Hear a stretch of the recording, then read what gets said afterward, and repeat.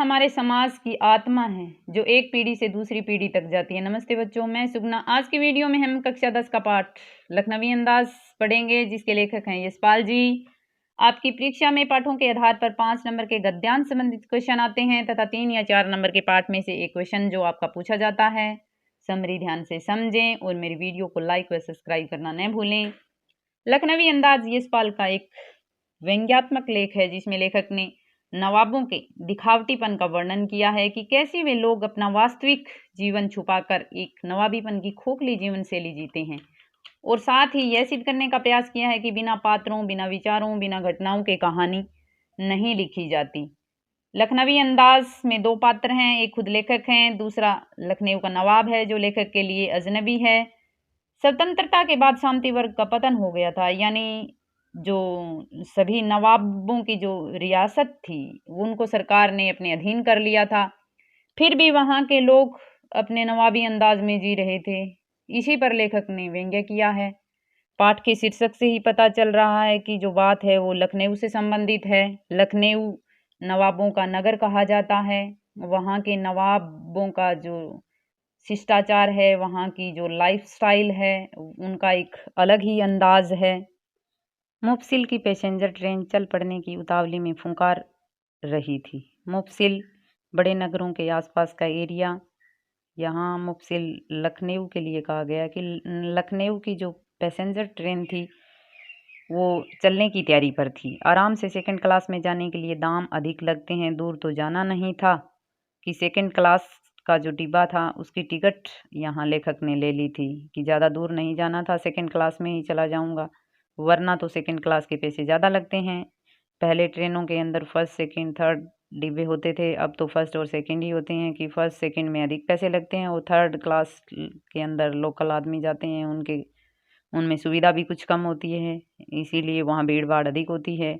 तो लेखक कहते हैं कि भीड़ से बचकर एकांत में नई कहानी के संबंध में सोच सकने और खिड़की से प्राकृतिक दृश्य देख सकने के लिए टिकट सेकंड क्लास का ही ले लिया। लेखक ने सेकंड क्लास का टिकट इसलिए लिया कि कोई कहानी सोच सके या जो खिड़की से बाहर का जो दृश्य है वो देख सके, नज़ारा देख सके। गाड़ी छूट रही थी, गाड़ी चलने लग गई थी। सेकंड क्लास के एक छोटे डिब्बे को खाली समझकर जरा दौड़कर उसमें चढ़ गया। लेखक कहते हैं कि जल्दी से दौड़कर एक खाली डिब्बा देखा और उसमें चढ़ गया। मैंने सोचा कि ये खाली डिब्बा है, लेकिन अनुमान के प्रतिकूल डिब्बा निर्जन नहीं था। निर्जन जिसमें जन ना हो कोई, यानी कि सोचा खाली है, लेकिन उसका अंदाजा था लेखक का वो उसके प्रतिकूल रहा कि उसमें तो कोई बैठा था। एक बर्थ पर लखनऊ के नवाबी नस्ल के एक सफेद पोश सज्जन बहुत सुविधा से प्लाथी मारे बैठे थे। एक सभ्य व्यक्ति सफेद कपड़े पहने हुए। एक बर्थ होती है रेलगाड़ी की, जो सीट होती है लंबी जिसपे हम सो भी सकते हैं, कि उस पर आराम से प्लाथी मारे बैठे थे। सामने 2 ताजे तिगने खीरे तौलिए पर रखे थे। डिब्बे में हमारे सहसा कूद जाने से सज्जन की आंखों में एकांत चिंतन में विघ्न का असंतोष दिखाई दिया। यानी कि जैसे ही लेखक अचानक कूदकर उस डिब्बे में चढ़े तो जो सज्जन व्यक्ति थे, सभ्य व्यक्ति थे, उनकी आंखों से पता चल रहा था कि उनको अच्छा नहीं लग रहा। सोचा हो सकता है यह भी कहानी के लिए सूझ की चिंता में हो या खीरे जैसी अपदार्थ वस्तु का शौक करते देख जाने के संकोच में हो। लेखक ने मन में विचार किया कि ये इनको बुरा इसलिए लग रहा है ताकि ये भी अकेला रहना चाहते हैं। अकेला रहकर कोई कहानी, या तो कोई लेखक हो सकते हैं, कहानी के बारे में सोच रहे होंगे, या फिर जो खीरा खाने के लिए सामने रखा हुआ था उसको किसी के सामने खाना नहीं चाहते थे, इसीलिए सेकंड क्लास में बैठे और मेरे आने से इनको बुरा लगा।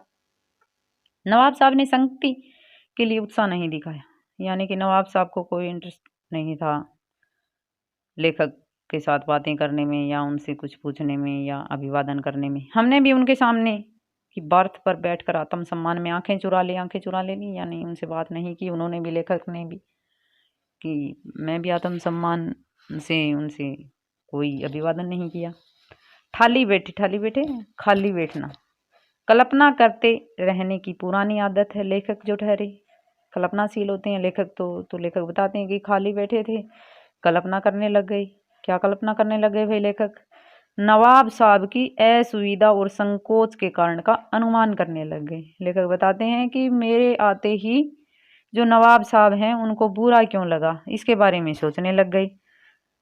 और क्या अंदाजा लगा रहे हैं, संभव है नवाब साहब ने बिल्कुल अकेले यात्रा कर सकने के अनुमान से किफायत के विचार से सेकंड क्लास का टिकट खरीद लिया हो और अब गवारा ने कि शहर का कोई सफेद पोश उन्हें मंझले दर्जे में सफर करता देखे। मंझले दर्जा यानी मीडियम दर्जा यानी सेकंड क्लास कि नवाब है, ये तो फर्स्ट क्लास में जाना था और कोई दूसरा इनको देख रहा है तो उनको अच्छा नहीं लग रहा, शायद इसीलिए वो बुरा मान रहे हैं मेरे को देखकर।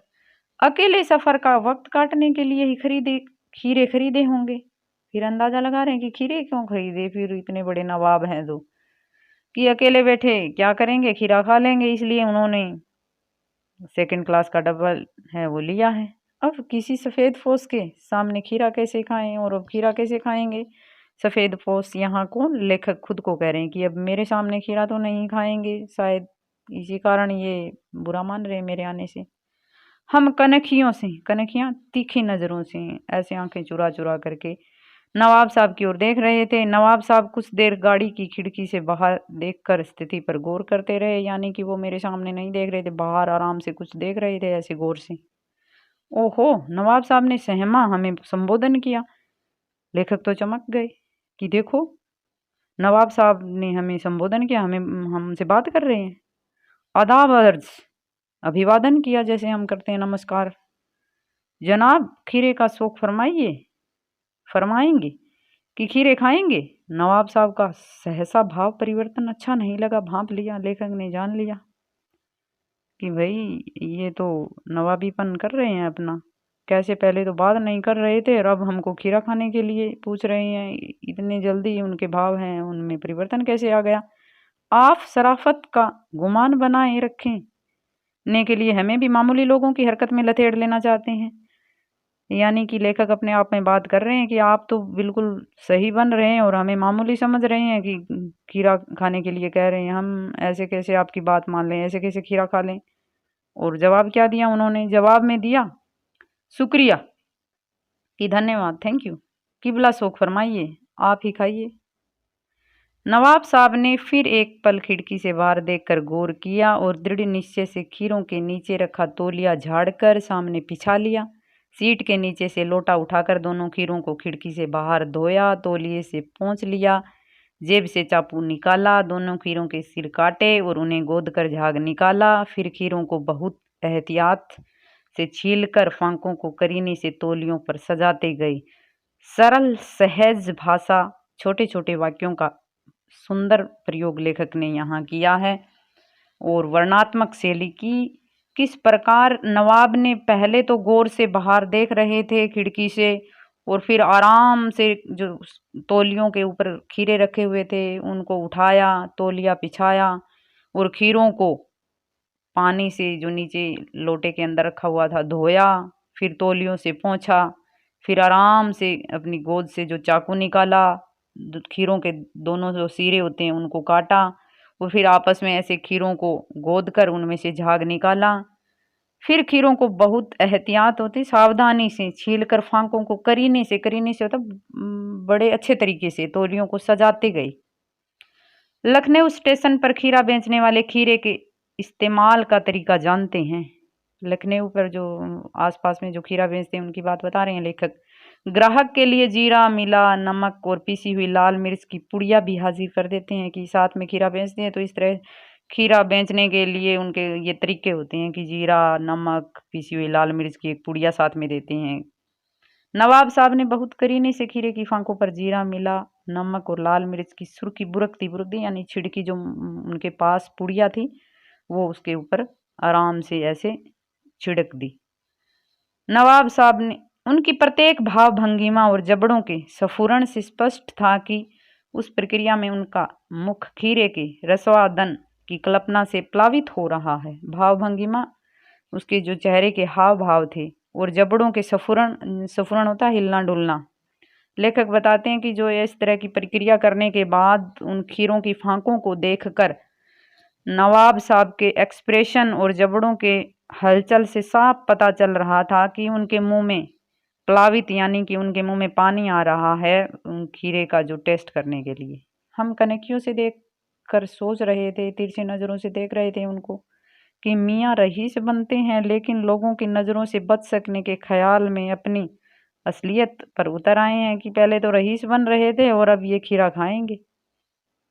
नवाब साहब ने फिर एक बार हमारी ओर देख लिया। वल्लाह शौक कीजिए, लखनऊ का बालम खीरा है। बालम खीरा लखनऊ की खीरे की नस्ल बता रहे हैं, खीरे की जो किस्म होती है वो बता रहे हैं। नमक मिर्च छिड़क दिए जाने से ताज़े खीरे की पनियाती फांकें देखकर पानी मुंह में जरूर आया। जैसे ही उन्होंने पूछा कि खीरा खाओगे, तो खीरों की जो पनियाती यानी कि जो ऊपर जो पाउडर छिड़क देते हैं, जो ये पुड़िया छिड़कने के बाद पानी सा निकलने लग जाता है खीरों में से, तो लेखक बताते हैं कि इस तरह से वो पनियाती फांकें देखी तो मुंह में तो पानी आने लग गया लेखक के।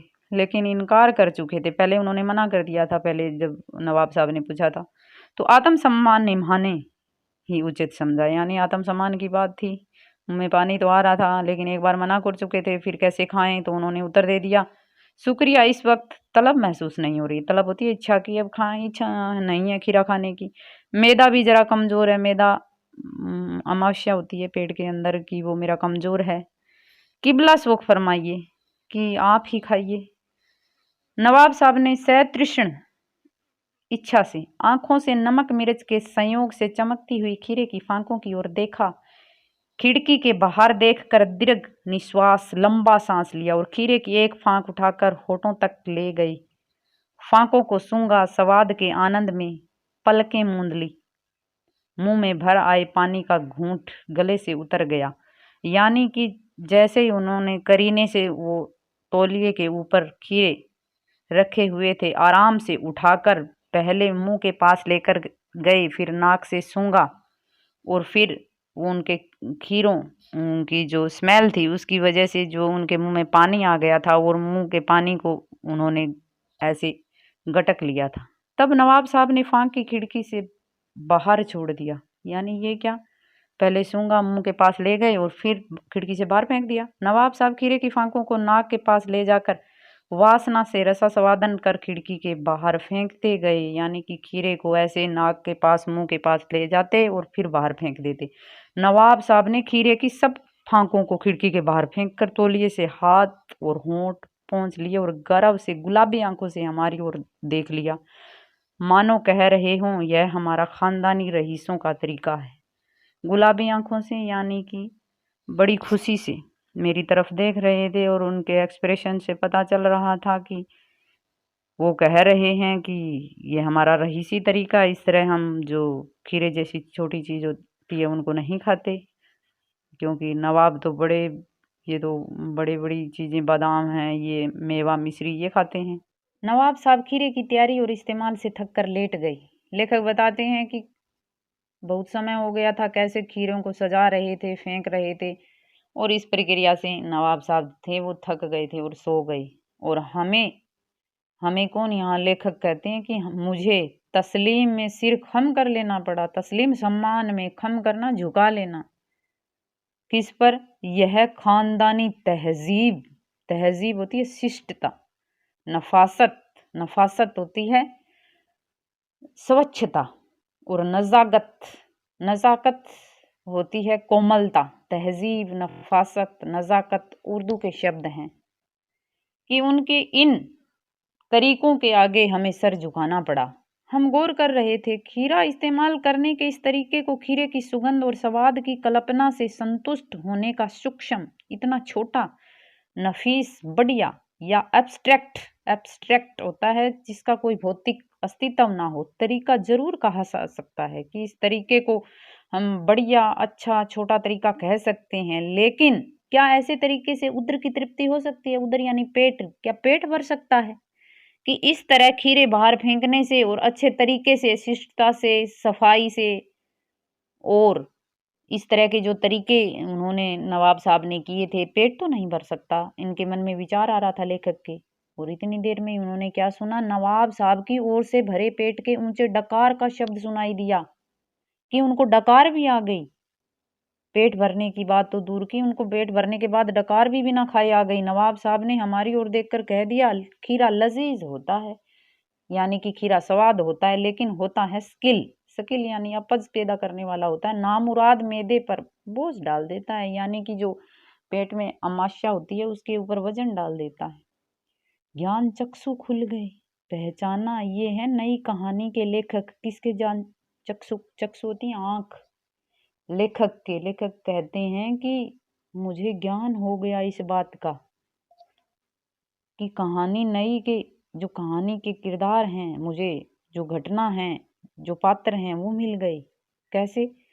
कि खीरे की सुगंध और स्वाद की कल्पना से पेट भर जाने का डकार आ सकता है, तो बिना विचार, घटना और पात्रों के लेखक की इच्छा मात्र से नई कहानी क्यों नहीं बन सकती?